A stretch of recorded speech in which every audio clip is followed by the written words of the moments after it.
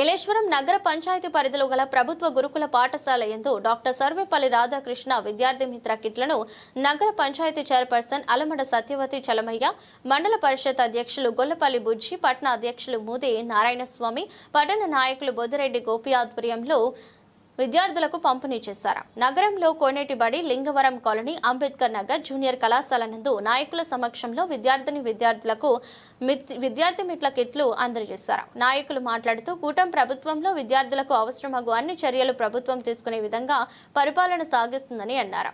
ఇలా అన్ని సౌకర్యాలు ప్రభుత్వం కల్పిస్తుందన్నారు. కార్యక్రమంలో ఎంఈఓ, పాఠశాల అధ్యాపకులు, పలువురు కూటమి నాయకులు పాల్గొన్నారు.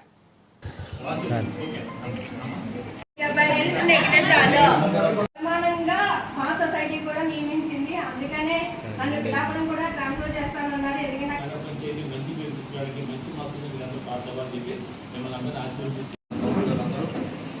గారు సిబ్బంది అందరికీ నమస్కారాలు తెలియజేసుకుంటూ విద్యార్థులందరికీ కూడా ఆశీస్సులు అందజేస్తా ఉన్నాను.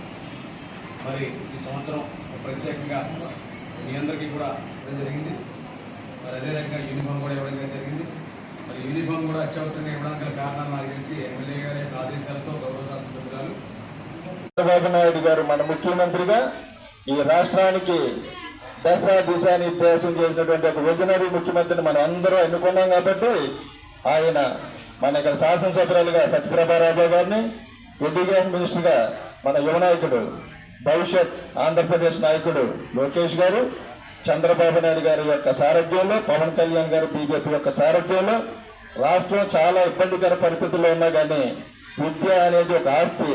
విద్యార్థుల్ని మనం చదివిస్తే కనుక భవిష్యత్ తరాలకి ఆంధ్రప్రదేశ్ రాష్ట్రంలో ఒక గొప్ప రాష్ట్రంగా వెలుగుతుందనే ఉద్దేశంతో ఇంట్లో ఎంతమంది పిల్లలుంటే అంతమందికి నేను డబ్బేస్తాను అని చెప్పేసి అన్నారు. చెప్తా ఉన్నారు.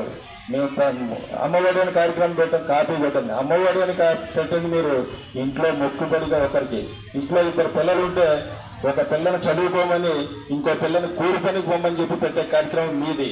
కానీ తల్లికి వందనం అనే కార్యక్రమంతో ఇంట్లో ఉన్నటువంటి పిల్లలందరూ కూడా చదువుకోవాలని చెప్పి రాష్ట్రంలో దాదాపుగా 67 లక్షల మంది పిల్లలకి ఈ తల్లికి వందనం కార్యక్రమం ద్వారా సహాయం చేసేటువంటి గవర్నమెంట్ ఏదైనా ఉందంటే అది ఎన్డీఏ గవర్నమెంట్, చంద్రబాబు నాయుడు గారి నాయకత్వంలో జరుగుతుందని చెప్పి సందర్భంగా తెలియజేస్తున్నాం.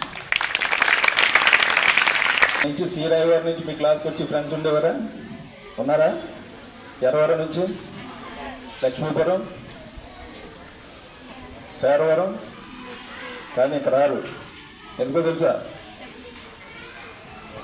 ఈ సంవత్సరం నుంచి రారు. ఎందుకో తెలుసా?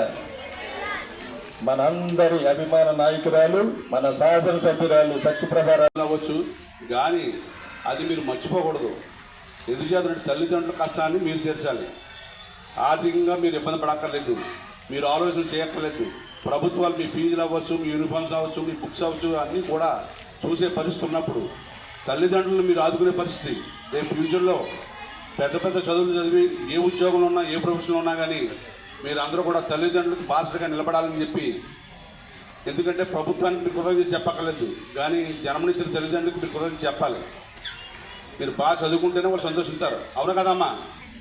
ఎందుకంటే ప్రభుత్వాలు ఎంత డబ్బులు వెచ్చించి మీకు ఎన్ని చేస్తున్నాయంటే ఖచ్చితంగా మీరు చదువుకొని బాగుపడితేనే రేపు తల్లిదండ్రులు సంతోషిస్తారు.